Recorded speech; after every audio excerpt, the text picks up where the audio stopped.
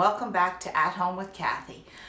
We are, what, 3/4 of the way through the series now? I can't believe how quickly it goes. I'm having a little bit of trouble deciding what to do with this stool. It's the dressing stool that matches a dressing table we did last year for the French room. I painted that in Emperor Silk mixed with a little olive to give it a little deeper red, and then did a mix of black wax and clear wax on it. Painted all the old tarnished hardware graphite.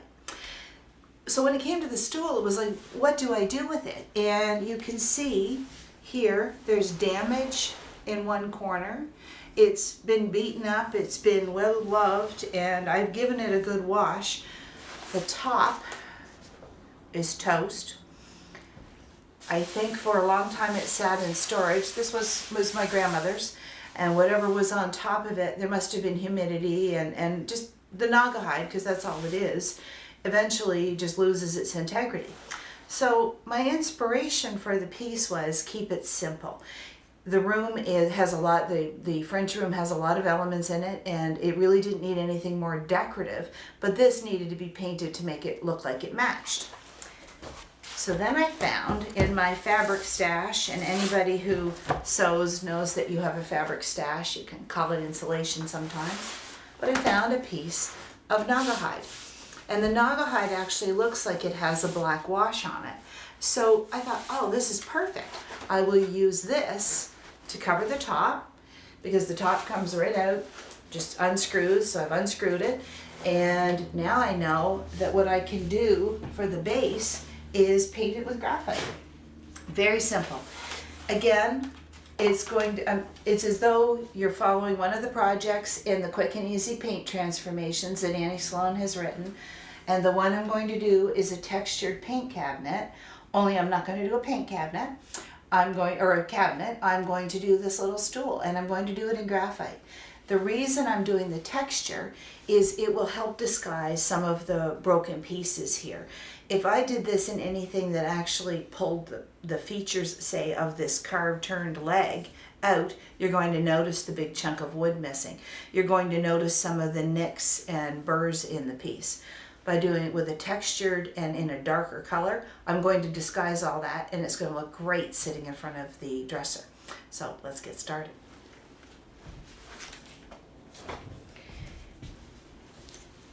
I'm using graphite.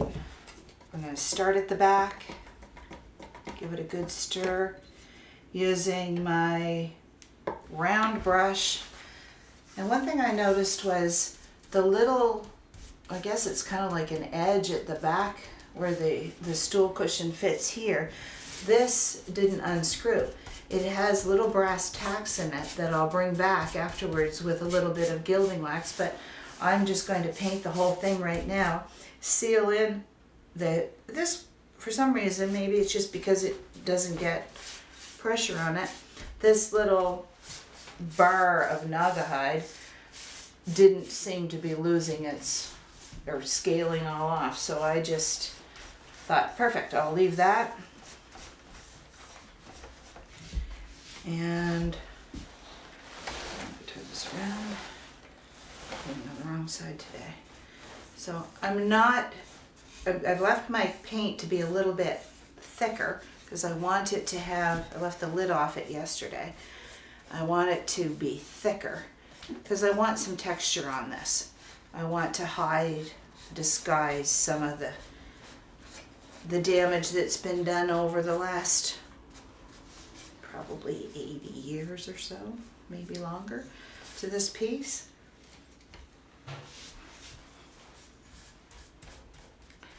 Just give it a quick all over coat.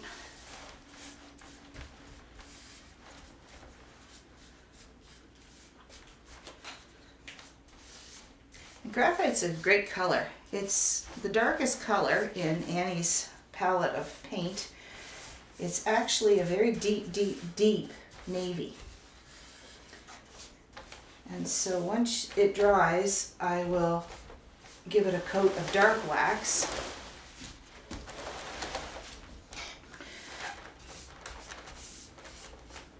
And that will help darken it up a little bit more.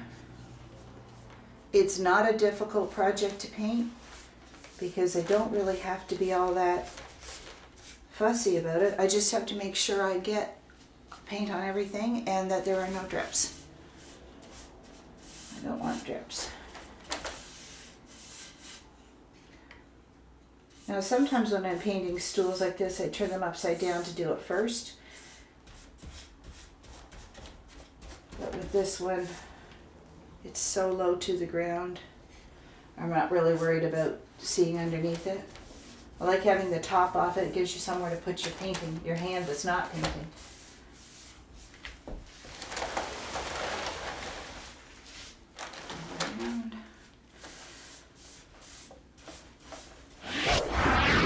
Just finishing up on the texture.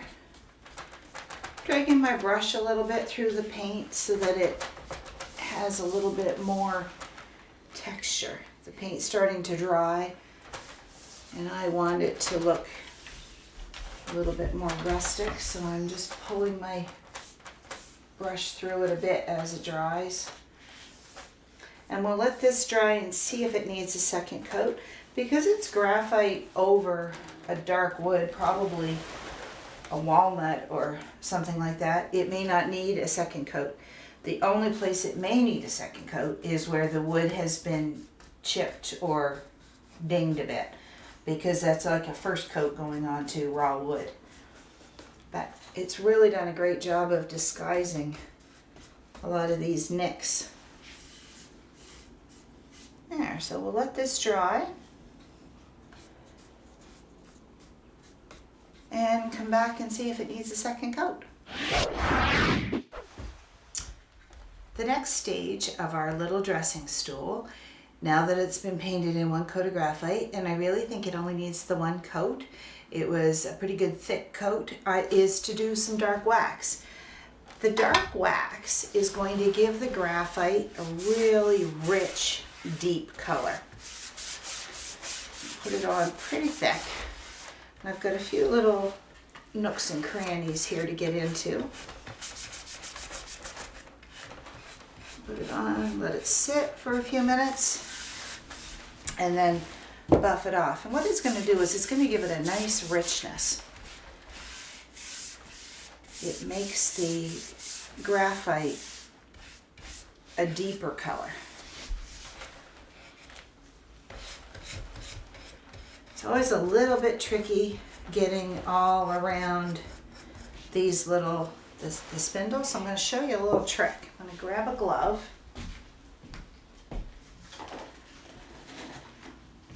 I find if I don't use a glove, I end up with brown fingernails for quite a long time. So in here, put on a glove. I keep a rag in my can of wax, because I find it much easier to work around some of these turned pieces using a rag rather than a brush. So my rag gets a little bit worn out, especially if the wood's kind of rough. It kind of wears out the rag, and I think the wax disintegrates it a little bit. The mineral spirits in there, but they last a long time. So I just go all around it, and I find you just get a much better, it goes into the little turns on the spindles. Chair legs, table legs, all those things, anything that has a little bit of a turn. The brush it's just harder to get the brush into all of these little spaces. And you do want your wax in there, because if you don't have your wax evenly on all of these legs, it's going to show up, because it's going to show as a dull finish rather than a nice shine. So just go along the inside here.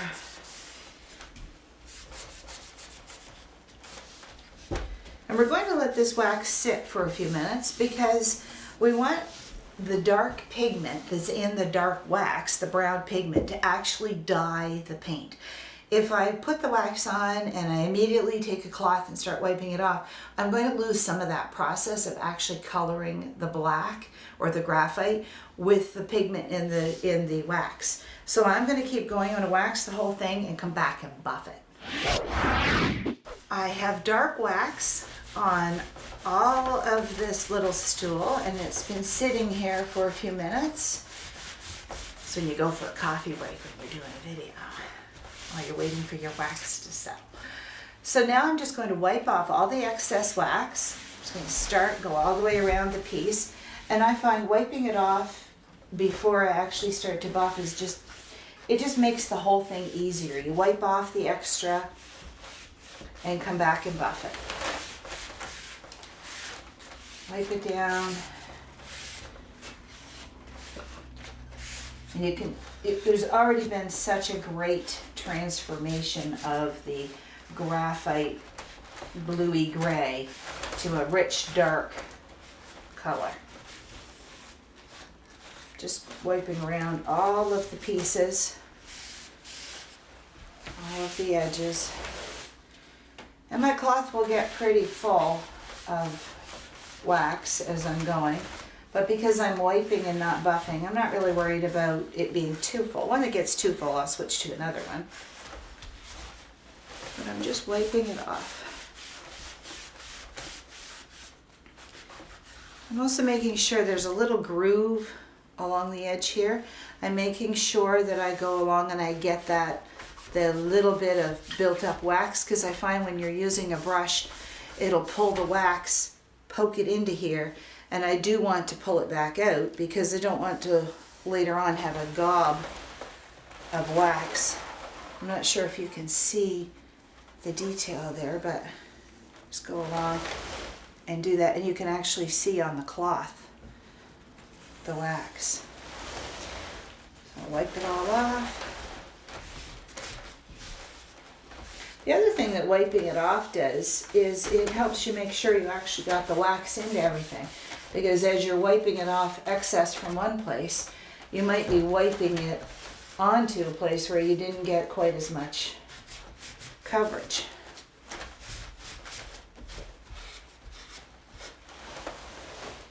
If I can see that I didn't get, this is a good example. See here how it's still kind of gray? I totally missed that. Because when I put the wax on it, it goes black. I completely missed this little section.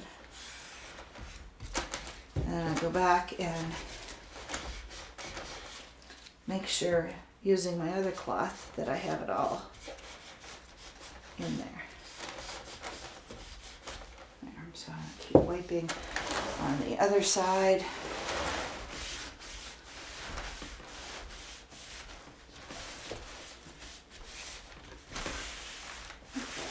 Back. And now I'm going to start buffing. Getting a clean cloth, going back to where I started. And buffing is not about going at this with a lot of hard muscle movement. It's about going over it and rubbing it off gently. It's about the weight of my hand. And you could actually see that start to shine. You're going to have to keep turning your cloth because you're going to pick up the wax is going to start to smear if you have wax on one side. And to do these legs, I always just use the cloth this way. Sometimes you need two people because you need somebody to hold on to it on the other side while you're doing this, but go over the whole thing. And you can just start to see the shine. Oops, get rid of the dirty ones.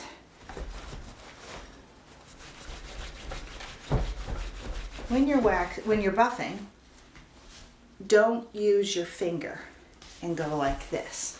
This is going to be very hard on your finger. You might need to do that in a certain little area, but your finger is really going to take a lot of strain.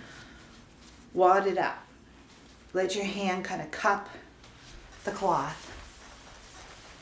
And let your arm do the work. Your hand's just an extension that way, and it's not nearly as fatiguing. You're just going to go all the way around. Oops.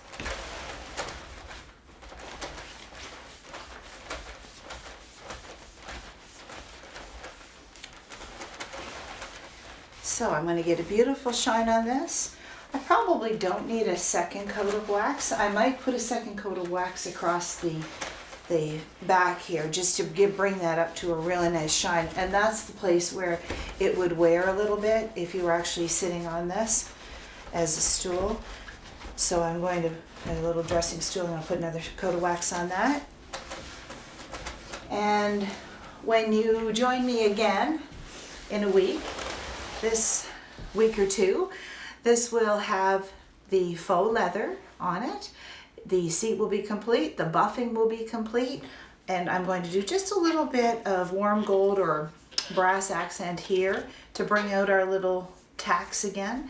And I invite you to bring your projects and your ideas and your curiosity into Absolutely Fabulous at Home and talk to us about your project. We're happy to help. There's a color and a paint and a style for everything. If you're unsure about what you're doing, join us for a workshop. That's a really helpful thing to do. Till next time, thank you.